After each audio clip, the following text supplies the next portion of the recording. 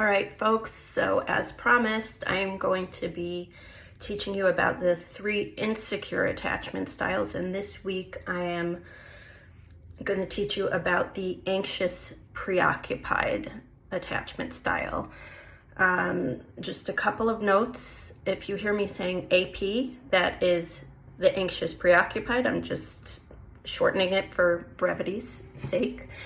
Also, our attachment styles can be somewhat fluid and can also be influenced past our early childhood, especially if we experience things like trauma. So even if someone was raised with caregivers who provided a secure attachment, if they experience things like being bullied or have a life-threatening experience, that can impact their attachment styles past early childhood.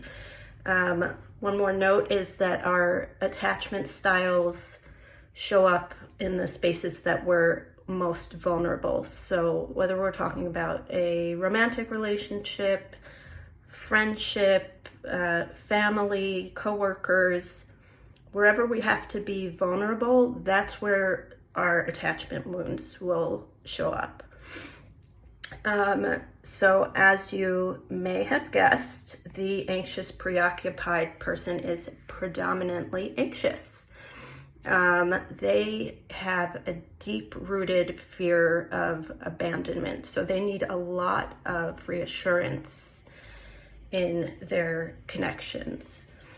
They're incredibly kind, warm, loving people. They're attentive, they're givers.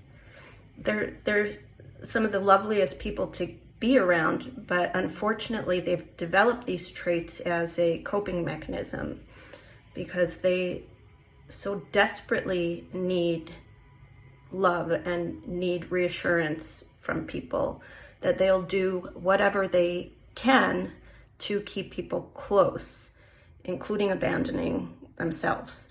So like when you hear about the fight, flight, freeze, or fawn response, the AP will fawn, meaning they will do whatever they have to do to appease the person who's causing the threat. So the preoccupation of the anxious preoccupied is their preoccupation with other. So the AP really lacks a sense of self. Like the irony is that they're so afraid of being abandoned and alone that they abandon themselves internally in an attempt to please everyone else to keep them close. They also don't really understand that they have agency over the way they experience the world. So they're often the types of people who you'll hear say things like, "You made me feel ... without understanding that that as people we can choose how we react, but because of the AP's conditioning, they don't know how to choose their responses. They just react. And they can really only see themselves in the context of relating to others, which is perhaps why being alone is so terrifying to them, because it's almost like, do I even exist if I'm not, in reaction to another person?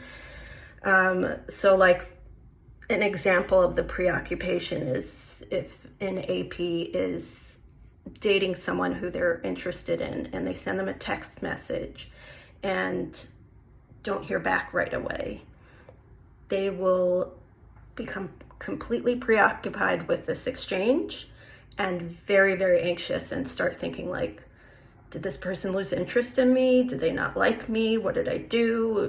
How can I fix this?